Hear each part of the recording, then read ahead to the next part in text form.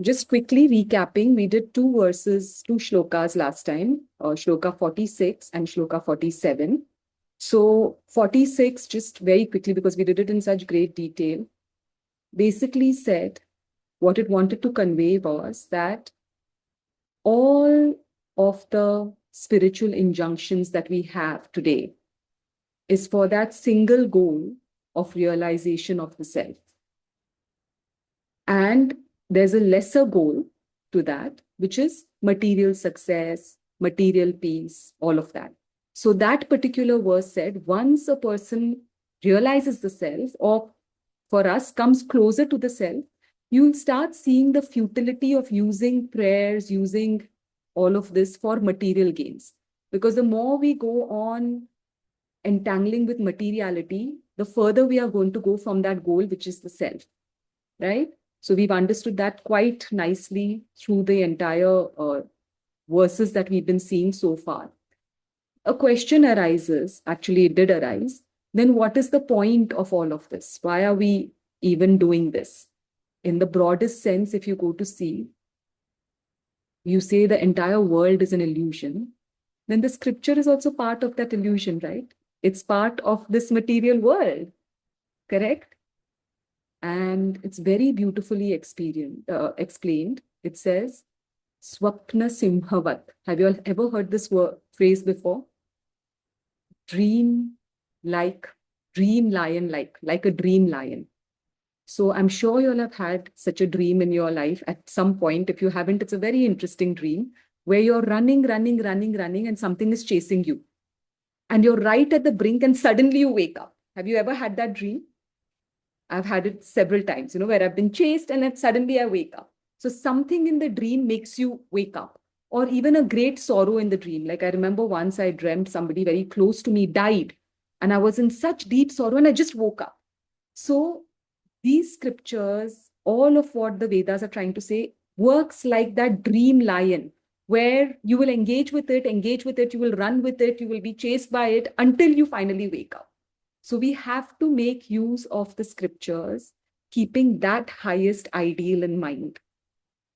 Yes, we can use the scriptures to fulfill our regular needs in the world. That's fine.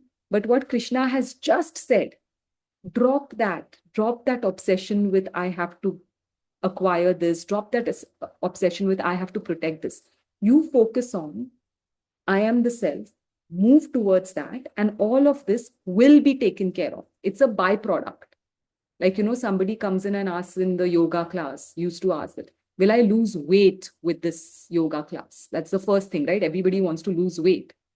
And we were taught to tell them that yoga will arrange your body energies in such a way, calm your mind in such a way that the intellect comes into play and is able to make you make the right choices as far as what should I eat, how much should I sleep, what should I do, all of that. When that happens, then weight loss is a byproduct. So if you get this connection, if you understand that, as long, we've said this again and again in the class a million times, as long as we are caught up in the world, we are going to be the bearers of all the consequences that our actions are in the world. And we are going to be at unrest. We've studied it how? In so many different ways. Entire Arjuna Vishada Yoga was about that, about our problem. But the closer and closer you come to making spiritual life your main central goal, magically, it's actually like magic. You'll see all of this is taken care of. Why? Because of the verse we studied after that, you're not obsessing over a particular result. You're not obsessing over a particular timeline. You're in the moment and you're just doing your best. And like we saw last week, the fruit of the action rests in the action itself. If that action is being clouded by 1 million worries about the past, anxieties about the future, particular outcomes, how are you going to do the right action? The problem is that we say, okay, I've done the right action, but I'm not getting the fruit in my timeline. This is when I wanted, and forget even timeline, I wanted a particular way.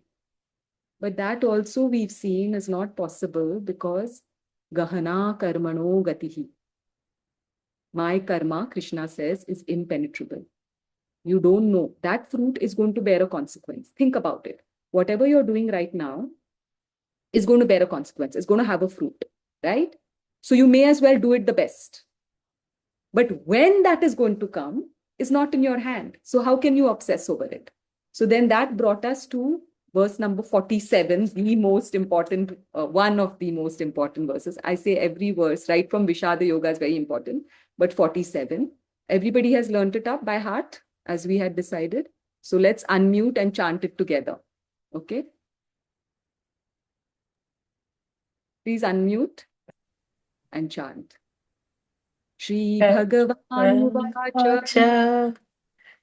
कर्मण्येवाधिकारस्ते रस्ये मा फलेषु फलेषु कदाचन कदाचन मा मा कर्मफलेषु मा ते कर्म. संगोत्स्वकर्मणि. Please learn up. I promise you, some of these verses become your daily prayers. You don't have to sit in front of God and say, give me this, give me that. You just start chanting these verses and everything is taken care of. They're very potent and powerful verses. So even if you haven't learned it by heart, please try through the week to learn this one verse. There are few verses that we should know. Okay. What did it say? Karman yevadhikaraste. Your choice is in the action and attitude only. We understood this quite clearly, right?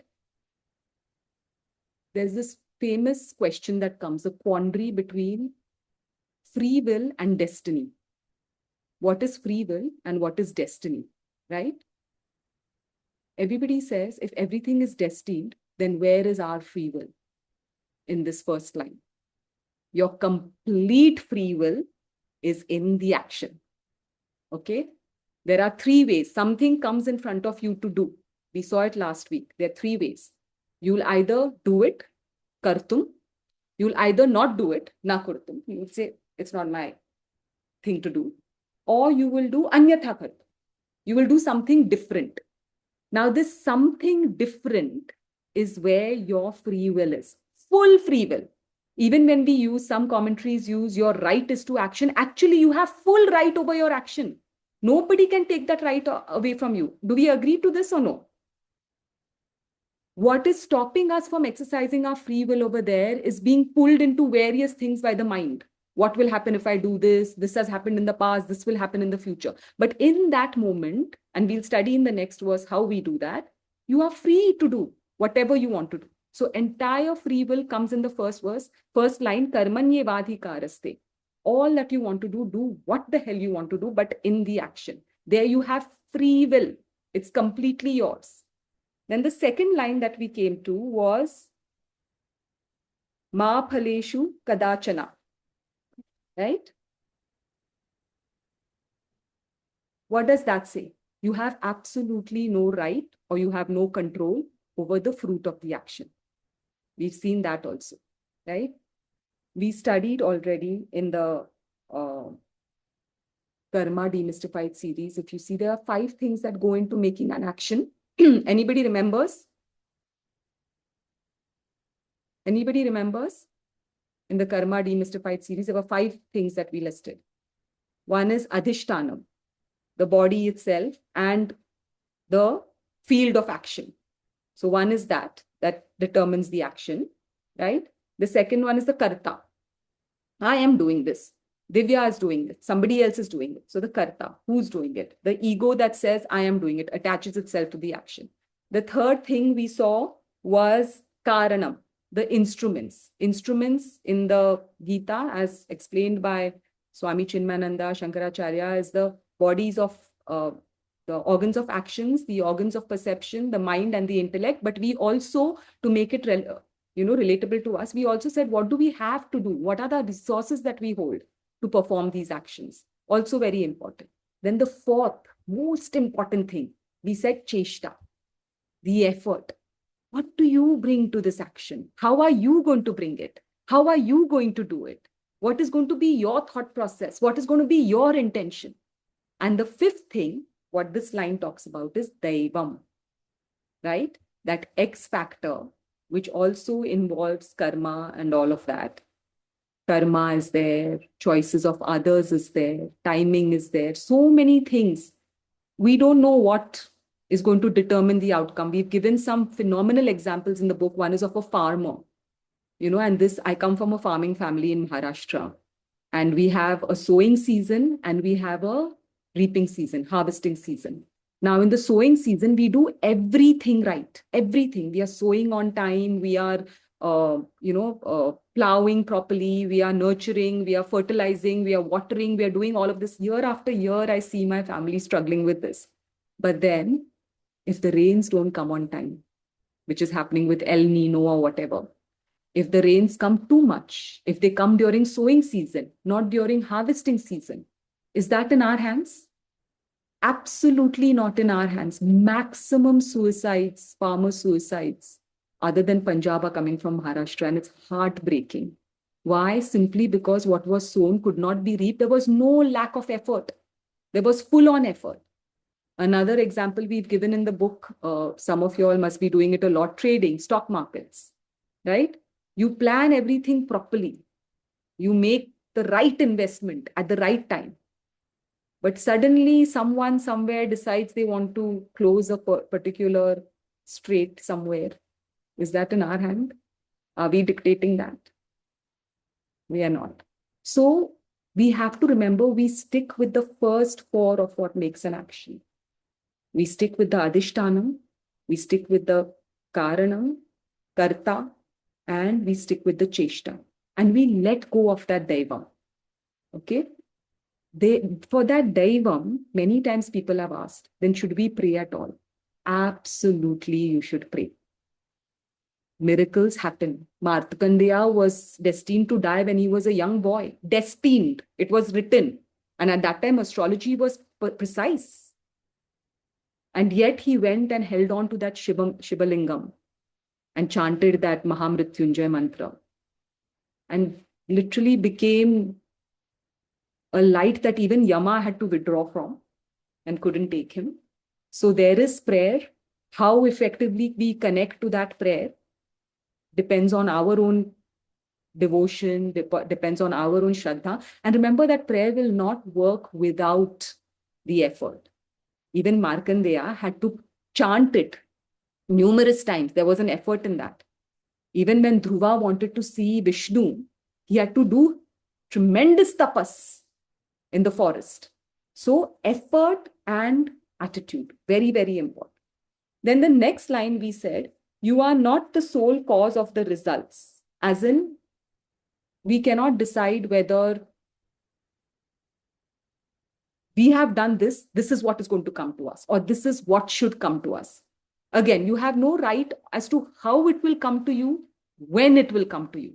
This you have to absolutely let go of. And this is only possible, which will be explained in the next verse, by an attitude of samatvam, by an inner state of samatva. Okay, we'll see that in the next verse. You cannot have a fixed motive. What the third line is saying, we cannot have a fixed motive to do an action, and we cannot have a fixed obsession about how that action should turn out. Again, so this Swami Chinmayananda actually takes up this verse and nitpicks it. Then you'll say, oh, then should we not expect only anything? Is that possible? You're just simply doing things. Okay, I'll just put my money here. Let whatever happens, happen. I'll just do work like this. Let anything happen, happen. You cannot do that. See, desire is what propels action. Outcome is what keeps you steady on the path. I am working so hard for a particular outcome. I am looking after my children so the children turn out like this. I am doing this so that this happens. Swami Chinmayananda says all that obsession has to be curtailed to the planning stage. Okay? You sit with a book and with a paper, write all the pros and cons.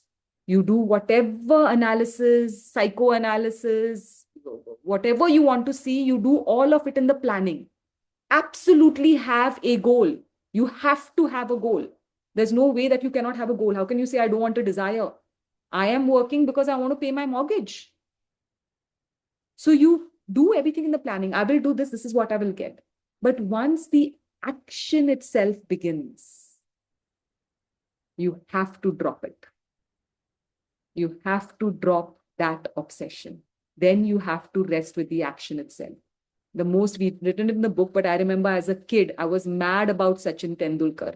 I was depressed for 3 months after he got married to Anjali, who was, 5 years older than him. I said, what was wrong with me? Although he didn't even know I exist. But I was that obsessed with him. And I used to sit in front of that TV when he used to play. And now that I think back, or even now when I watch Virat Kohli and all of them playing, they are doing those who actually love the game, those cricketers who are not, see, many cricketers now are in there for that quick money to get a celebrity wife, to become famous.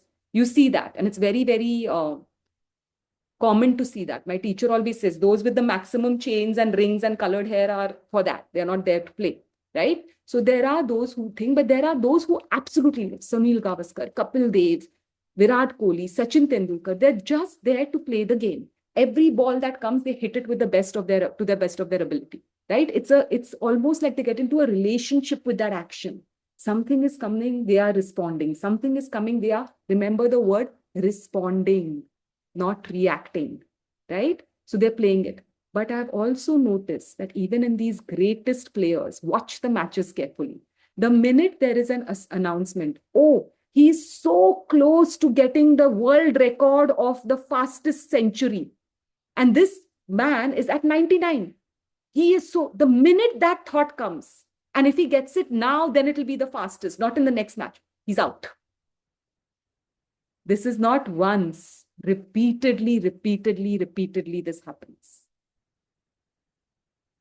Whenever you're doing something, just mothers will be able to relate to this. Whenever you're just cooking, aise hi, lost in that cooking, doing fantastic the dish. Everybody's praising. Oh, wow, it's so good, it's so good. Minute somebody has to come for dinner, that's it. It has to go a certain way. It has to go a certain way. And it'll turn out theek thak, but you're not happy with it. What's the point? You have stressed over the cooking and you're only not happy with the result. Is there any point in this? Another thing that we were taught in our yoga, I was doing my hatha yoga training, what we were taught is and even Sister Shivani says this a lot, the energy you bring into an action will very vastly determine the outcome. Very vastly. It's very evident in food, when you're cooking food, but in every action. Think about it. You need to ponder on this. And because you've already stressed so much over that action, even when it comes, it's not going to be enjoyment, because that fatigue of the stress that you've put doing it, achieving it, it's going to be momentary. Anyways, any achievement is momentary. But then to be lost in stress during the action, you are not going to be able to enjoy it at all. And even if others say it's okay, you're going to be unhappy. What is the point, right? So not on your timeline, not exactly how you want it. But you need to keep yourself very grounded in this truth that whatever you're doing to the best of your ability, please listen to this again and again and again, will have a very positive fruit. Will have a positive fruit. Not just when you want it and how you want it. That is why even when you look at your life, when you get something completely without effort, suddenly off the bat, how have you got it? Because that fruit from many things that you've done before has suddenly ripened now. You've got it now, right? Whether it's good or it's bad. So keep that in mind. When we understand that fruit is already destined, please stay with the action and do the best that you can. Which brings us to the last line, which says, Mate Sangosva Karmani, which means just because we're saying don't obsess over the fruit, should we not act at all? Again, please let us reiterate that we are not saying please don't obsess over the fruit. Without the fruit, there is going to be no action for human beings, regular human beings. None of us are gods right now. If we were, our photo would be in the altar and we would be worshipping ourselves. So we are in the process, work in progress, right? So yes, we will have the fruit. Yes, we will want to get there. We will have a particular destination to get there. But because the Gita is saying, don't obsess over it, have it, but don't obsess over it. Please do not get into that point of saying, then why do it only at all? Because as we said, every fruit is resting in the action. So the last line says, please act. Please act and act the best you can, the very best that you can bring. And that will come now in verse number 50. Yoga Karmasu Kaushalam, which talks about the right action, choosing the right action and doing it with the right attitude and giving it your best. So this verse actually spreads over the next 3 verses. It starts opening up in the next 3 verses. So what have we seen over here? Your choice is in the action and action alone. You have no control over how it's going to turn out. Please do not obsess over one particular outcome on a particular timeline. That is not in your hand. That is in Daivam. And finally, what we said was, please don't forget not acting. Don't even get into any half-hearted action. We've given so many examples over here. Suppose if you go with this attitude, you know what, there's so much office politics over here, I might as well not do only anything. What's the point? You not doing anything, is it going to get you the promotion? Doing something will at least have a chance that you will get that promotion. Another most important thing that again Swami Chinmayananda lays stress on is action is for purification of yourself, for evolution of yourself. So every action should make you a better person. Suppose if you work very, very, very, very hard and at the end of it, you don't get the promotion. Have you seen how much just working has made you skilled? How working has made you understand so many things? How working has made you evolve? So just the action itself is a process of making you a better human being, a more skilled person at your work. So drop the result. It will come, but not on your timeline and not on when you want it. This is actually the fundamental of Karma Yoga. Everything that moves now from here will start from this particular verse. That's why very important to know this verse inside out, and most importantly, to know it by heart. Because every time you're getting caught up in an action, drop it. It's interesting, right? Whoever's watched the movie Dhurandhar 2, the movie begins with Karmanyevadhikaraste. Right? Why? Because this guy is going to be a spy in Pakistan. If he doesn't remind himself constantly, stay rooted in the action. Karmanyevadhikar, your action is to correct your wrong and to serve the country. How would he have been able to go through that project? And if you saw, this is real life story, it's not made up. How would he have gone through that entire project? And any project that we have in life. So for 2 reasons, we need this verse to be embedded in my head. Number 1 is for peace of mind, as we will see in the next verse, calmness in mind, which in itself will start making you act better and better and give out the perfect action. So material. And second thing is, please understand what Krishna has said over the past few verses. Every action, when attached to as a doer, as wanting something out of it, is going to bind you to karma, is going to make you collect more and more karma. And he said, little of karma yoga will free you from the bondage of action. So until you are able to extricate yourself from that and just do what you ought to do fully, beautifully, amazingly, with aligned to dharma, you're on the right path. So there's material success, because no material success can come, no true material success. Bad material success can come anyhow.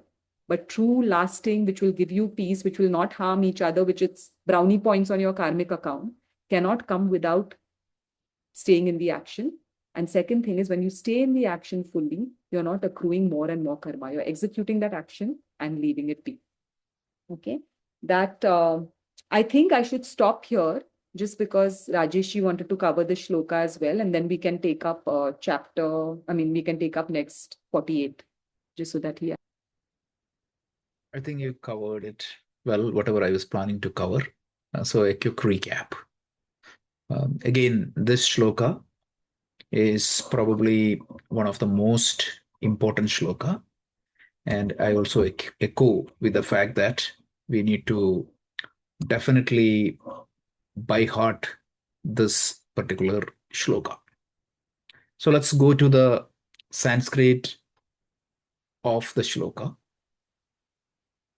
How one should act. What should be the attitude of your action? So if you take a step back and understand the logic here, you cannot skip your action, right? So going to a jungle and renouncing the world is not an option for me. That's what Krishna was establishing. You have to act.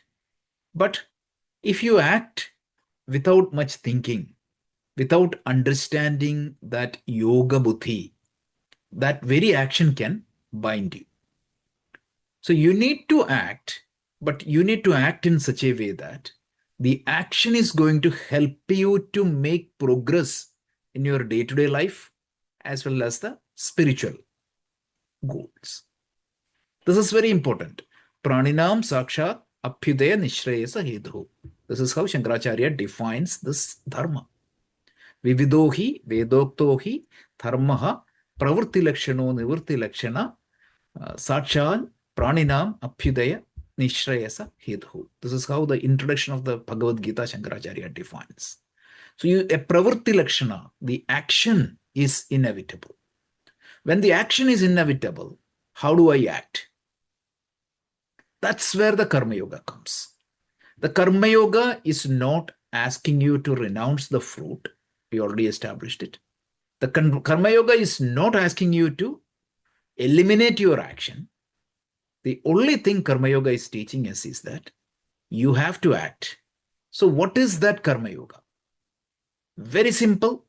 Proper work with proper attitude is what is Karma Yoga. The very definition of the Karma Yoga is proper work with proper attitude. What is proper work? We are going to see that on Shloka 51, Yogaha Karmasu Kaushalam. You have to do only those actions which is not against Dharma. That's it. So you can work and earn your salary. That is in line with Dharma. You can do social services. That is Dharma. Social services alone is not Dharma. Obviously, you can go and work for your salary. That's all fine. But don't do anything which you don't want from others. Atmana pratikulani paresham na samachare. This is the definition of Dharma. So that is the proper work. But the biggest point in Karma Yoga is proper attitude. What is that proper attitude we are talking here? There are two attitudes. One is while you perform the action, you have to have certain attitude. And after performing the best, whatever results you get, you have to have a response towards that result. So the attitude we are talking here is, while I perform the action, what should be my attitude? While I get the results after the performance, what is my attitude? And that is what is going to make a simple karma into a karma yoga. And Krishna calls this attitude, the ability to keep that proper attitude, called yoga buddhi. Yoga buddhi. So if you act with that yoga buddhi endowed by the yoga, a karma becomes karma yoga. If I connect the dots back to Shloka 38, Krishna, how he introduces karma yoga is Esha te pihi ta sankhe buddhir yoge timam shruno. He introduces karma yoga as buddhi yoga because it is an attitude of the mind. If you keep that attitude, the very same cooking you do every day becomes a yoga. The very same work you do at work, it becomes yoga. The walk you do in the treadmill, that become a yoga.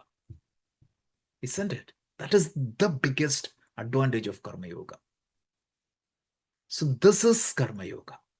And what should be that attitude? That is the attitude we are going to see in the upcoming shloka. But just to give you a heads up, that is what is the evenness of the mind. Samatvam.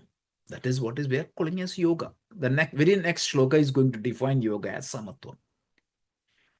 Think logically.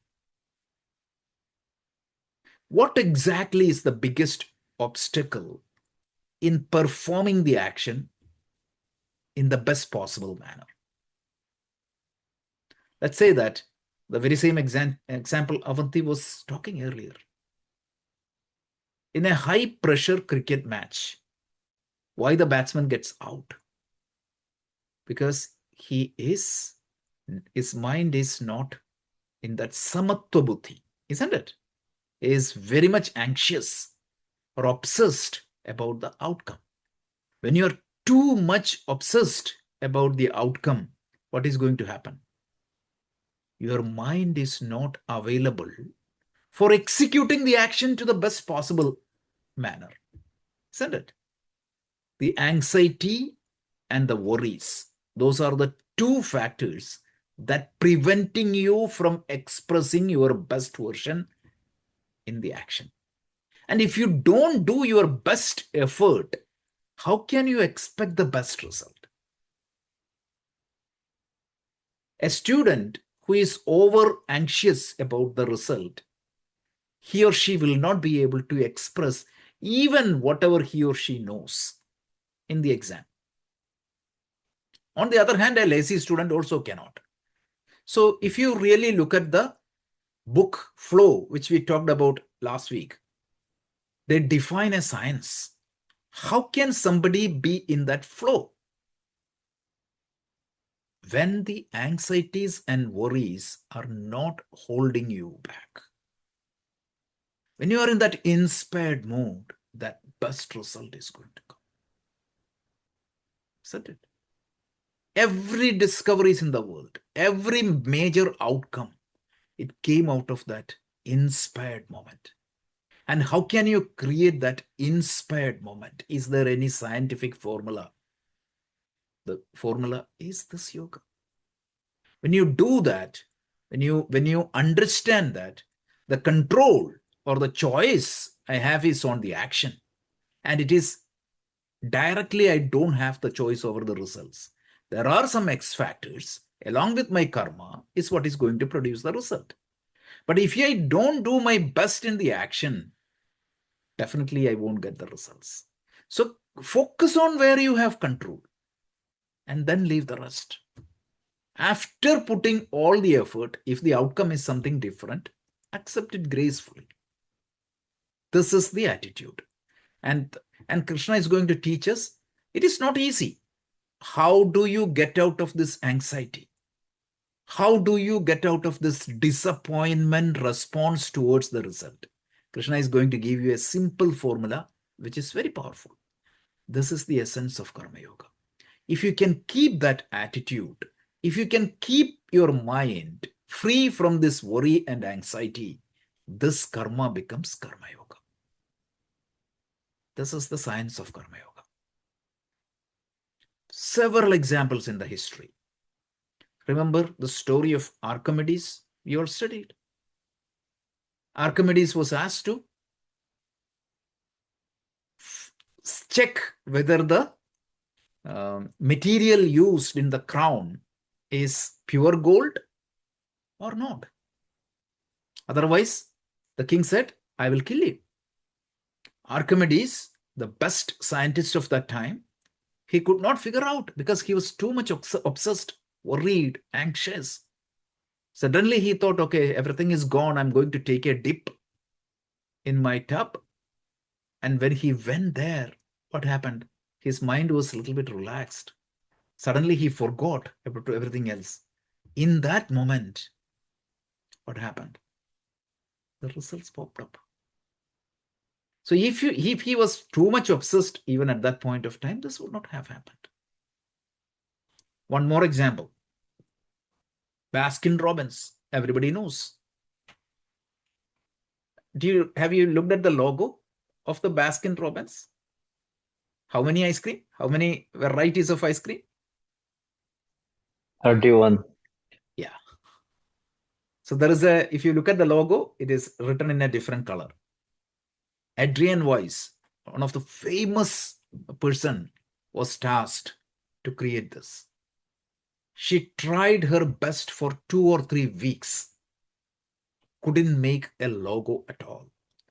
She got very disappointed. He said, okay, I'm going to leave it and going to beach. And when I come back, I'll pick it up. During the beach, when she was relaxed, suddenly she realized they have 31 flavors. Why don't I write this? And this became one of the biggest brand in the world. So remember when that creativity happened. One more story. Have you heard of the album Vande Mataram, composed by A.R. Rahman? Bharat Bala, the famous director, asked A.R. Rahman to compose it. He couldn't. Nothing came out. Suddenly he just left it, and he was walking in the studio around 3 a.m. in the night. Suddenly this tune came, became a super hit.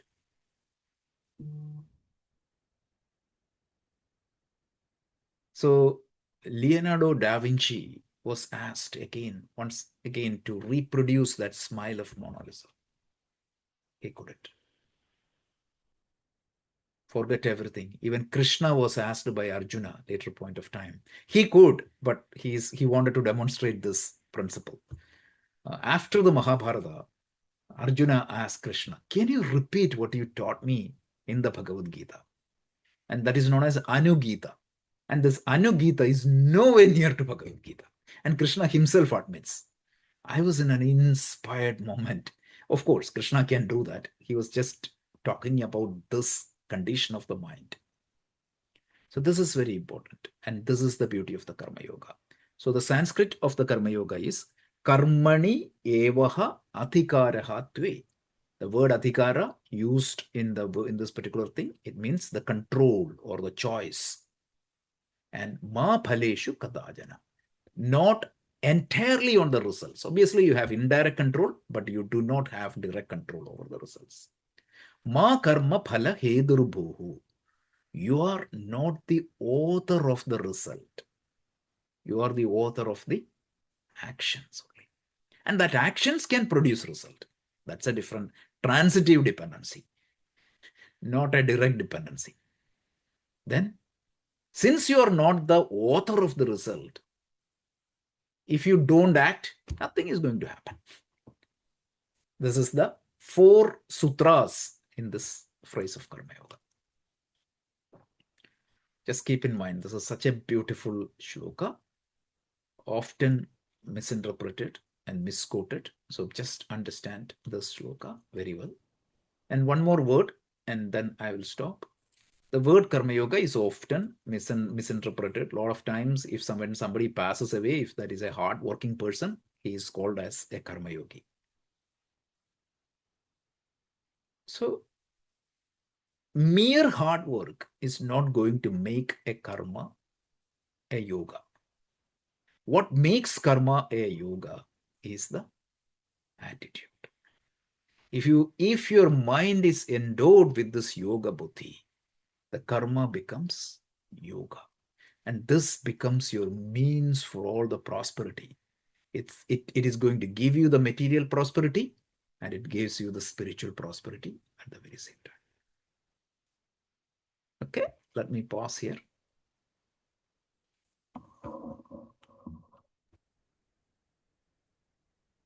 the point of look up this thing in the woods of God realization. It's a beautiful series of, please write it down. This is something that you should read. It's by Swami Ramatirtha. He's the least known saint of India, but some of the things that he says, and that book, those books, the series of 7, the volume, 7 volumes has that particular series. It's next level wisdom, and very, very practically he puts it across. So in that, he says a very famous sentence: a way to gain anything is to lose it. A way to gain anything is to lose it.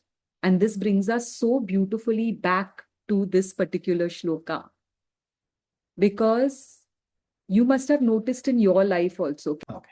So we mentioned this book, Secret. Remember? That art of manifestation. And they did a whole psychological analysis as to why it was such a hit for a moment and then it completely flopped. It's because this karmanye badhikaraste was not in that. That obsession, yes, you should put your wish out there. Yes, you should want a particular outcome. But once you start working at it, if you don't drop that, it's not going to happen. I'll give you a classic example. This actually happened with one of my students. For a long, not one, it's happened with a student and it's happened with a friend. For a long time, these people have wanted to conceive. Women, they wanted to conceive. They did everything, the IVF, whatever needed to be done, did everything, obsessed. And if anybody's gone through that, a very close cousin of mine, the process is hard. It takes everything out of you, out of the marriage, out of the couple. Anyways, so they gave it all. Finally, they said, you know what? Both said, it's so funny that both said at different points in time, it's not for us. That Daivam does not will this for us. Thy will be done. And they both, on separate occasions, in separate continents, at separate times in history, decided to go and adopt a child. And I get goosebumps to think they went and adopted a child. The very next month, for both, it's uncanny, they got pregnant naturally. If you look at it, this is the secret of manifestation. Yes, work hard, but drop the obsession. The way to gain anything is to lose it. Lose that obsession, it will come to you. We give this when we speak to the youth. We give this example all the time. They're obsessing over this girl. I want. They're doing all sorts of antics. We finally say, ignore the girl. Quietly, that girl comes. You see, they've done everything to try and floor this girl and pursue this girl. The minute they say, you know what, I've done my best, I like you, I love you, come if you want, drop it, that girl comes. This can be applied to absolutely all the various aspects of your life. Just think about it. Every time you're obsessing about something, drop it. Don't drop the work. Mate sangosva karmani. Don't drop the work, but it has to happen. Let it happen. My daughter tried this with a dog. All her small childhood, I want a dog. We said no. I said, I can't even take care of a fly beyond both of y'all. Dog is out of the question. She dropped that, and suddenly in COVID, my durbuddhi, we were all sitting at home. My durbuddhi, she had forgotten about the dog. Let's get a dog. And she got it. And she said, see, that's how it worked. Karmanye vadhikaraste. I wanted it, I wished it, I put it into your head properly. You got it when you wanted to get it. And at the best time, when all of us are home with the dog. Right? So like this, try and see where you're obsessing, where you're holding back. Drop it and see the miracle. It is a miracle. When you don't want something, it comes to you. But you continue doing the work. So with that, let's go. This shloka is clear, absolutely clear. I think even the last class was recorded. Let's try and put that for those who missed. This is a special shout out to Ranju, who really wanted the shloka to be explained. So I think this should cover it. And it continues through Karma Yoga. This is, please remember again and again, chapter 2 is only the index chapter. It's an overview. He will say all sorts of things, but he expands on them through the next 16 chapters, right to chapter 18. So if you've missed something here, don't get frazzled. I keep saying this, I'll say it again. There's a very interesting thing where Krishna says in chapter 7, he says, I will give you, he opens only with that. He says, I will give you wisdom, I will give you knowledge, and I will give you wisdom. And over again, we say, we can only give you knowledge. We cannot give you wisdom. Knowledge is the first part, Shravanam. Wisdom comes from Mananam and Nididhyasana. For us, Nididhyasana does not mean self-realization. It means, Mananam means we're constantly thinking of that knowledge. And Nididhyasana is we put it into practice. Wherever we can, we try and put it into practice. Right?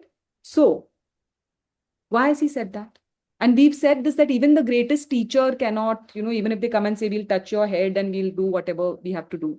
Ramakrishna did touch Vivekananda, but it was momentarily just for him to get out of his scientific mind and believe in this, right? But after that, he never did it again. Then Vivekananda's story unfolded on its own. So why does Krishna say it? Because what we curse in the Bhagavad Gita, it's so repetitive. He just said that, he's saying the same thing again. First he's saying in passive voice, then he's saying in active voice. It's because it's said in so many angles, from so many different directions. You've got to be Moodhamataha, absolute, in sorry words, idiot, not to understand what he's saying, if you're doing it sincerely. Not you, we have to be idiots, not to understand. So the same thing, what is said in chapter 2, one word, one idea, one thing will continue to unfold. That's why I say it's a Jenga. Let's build it slowly. Let's not bring in everything into one verse. Let's see how it unfolds. So let's start at least shloka number 48. This is also quite an easy shloka to memorize because it gives 4 distinct lines. Anyways, let's see together. Shloka 48. Yogastah kuru karmani sangam tyaktva dhananjaya siddhya siddhyo samo bhutva samatvam yoga uchyate. Underline, asterisk, circle, highlight, samatvam yoga uchyate. Okay. When we look at the word yoga, it has various definitions, various definitions. Some say hatha yoga, some say pranayama, some say, understanding of the word yoga is huge in the world. It's very diverse and all of them are right. None of them are wrong. None of them are wrong, but you have to see what is the intent behind this word as pertains the Bhagavad Gita. The intent behind the word yoga in the Bhagavad Gita is yuj, to yoke, to join. What needs to join with what? Your body, mind, intellect, the material aspects of your being need to merge into Atma. That is the goal of human life. Okay? So we have to remember that whenever we think of yoga in the Bhagavad Gita, he will say it repeatedly. That all this is fine. In fact, he slights it. He says, our material gains, yeah, sacrifice a little bit, you'll get it. This is hard. Aim for this. Right? So yoga is that final union, that final merging, that final point of self-realization that you will experience. So here he says, Samatvam yoga uchyate. Please underline, he's giving one route or one way or one definition towards that yoga. Okay? What is that definition? Let's look at it. So the first line over here is Yogastha Kuru. Let's read the translation. O Dhananjaya, Arjuna. Again, please rest on the words that he's using. Over here, he's used the word Dhananjaya, means winner of wealth. A slight push beneath that, psychological push beneath the word. Easily you win wealth outside. Come on, get up and win this inner state. What you can achieve outside, the inner state is hard, but you are a winner of wealth. And there is no greater wealth, the way Swami Chinmayananda says, or even Shankara says, there's no greater wealth than the wealth of being attuned or at least closer to the self, right? So he's saying you can do it outside, you can do it inside as well. O Dhananjaya, remaining steadfast in yoga, yogastaha, perform your actions, kuru karmani, by giving up attachment, sangam tyaktva, and maintaining an evenness of mind, samatvam, in success and failure, important, siddha asiddhyo, equanimity, samatvam of the mind is yoga, yoga uchyate. Okay, So let's look at it as much as we can in the next 5-7 minutes. So first thing, he begins the verse with yogastaha, steadfast in yoga. Now, in this particular context, like I said, the focus has to be on evenness in mind. So the first definition of yoga here is evenness, equanimity, steadiness, that balance, that center point, whatever we do in the beginning of this class, just momentarily to come to that quiet beneath, just to come to that little bit of an equipoise, away from the noise. Suppose if there's an ocean, there's lots of turbulence on the top. But if anybody of you all have gone scuba diving, when you go in, the depths that you go into, there's quiet, there's stillness, there's darkness, there's peace. So coming to that point, okay, yogastha, coming to that equanimity is what you need to do. And when he says yogastha, please understand, it's a very tricky thing for us. He's saying you have to already be established in this point to be able to do proper karma yoga. He doesn't begin the verse, do all this and then come to this point. He will give us how to come to this point. But what he's declaring at the outset over here is, when you are yogastaha, when you are established fully in this equanimity of mind, in this equipoise, in the book we've used the word homeostasis of the mind. When you're in this point, you will be able to do proper karma yoga. Everything we've said so far. You'll be able to choose the right action. You'll be able to have the right response. You will be able to do the right thing in the right attitude that gives you material success and spiritual growth. Rajesh just said in the past explanation that anything coming out of a perturbed mind is not going to be of any use to us. Anything that comes from stillness is going to be useful to us. There's a very famous tip that is given by all elders. Never make any promises when you are too happy, and never break any relationships when you're too sad. Very useful tip to the youngsters when they jump into, oh, he proposed to me on top of London Bridge. I said yes. You're so happy somebody has proposed to you. Jump in and say yes, right? So remember the statement. Whenever there is a pull of emotions either way, absolute, he continuously talks about raga dvesha, extreme attachment, extreme aversion. Whenever you're in this state of mind, either, do not take any action.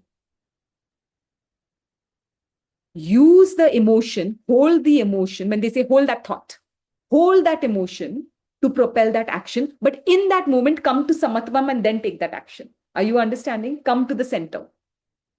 Because many times when we do it in the extremes, we don't make the right choice. It is pulled by the mind. Why do we say, since childhood, we've been told this when we are extremely hyper? Shh, count to 10. What does counting to 10 do? It brings us back to samatvam, right? Why do we say, this is my idea, sleep over it? Why? You're not immediately jumping to the idea. Or you say, okay, it sounds interesting, let me sleep over it. What does sleeping over it do to us, do for us? Brings us back to samatvam. Without that samatvam, forget karma yoga. Any action is not possible to its highest potential. Action is possible, but it's not possible to its highest possibility. I'll end this first word, which is the most important verse, with a very famous quote, which says, I think it was Viktor Franklin who said it, between stimulus and response, something is coming from the world. I am going to put something out into the world. There is a pause. In that pause lies your power. In that pause lies your free will. In that pause will the right action, the right karma yoga emerge. three things are happening. We call this the traffic of life. Three things are happening in traffic of life. Constant stimulus from the world, constant reaction in the mind and intellect. I receive something, there's a reaction, and there's a response into the world. Correct? What is happening without yoga buddhi or buddhi yoga, whichever way you want to say it is? Stimulus is coming from the world. There is a reaction here. There is an instant reaction into the world. That is why we feel powerless. That is why our actions also don't have anything that comes to us in return properly. Right? So what is this pause? This pause is samatvam. Now what do we have to do? Remember the steps of traffic of life. Stimulus, reaction, response. Stimulus is coming from the world through our organs of sense organs. There is a reaction in your mind and intellect. There has to be a pause after that or during that to be able to now formulate a response into the world, not a reaction. That is samatvam. How you bring yourself to this samatvam, we'll see as the verse goes on.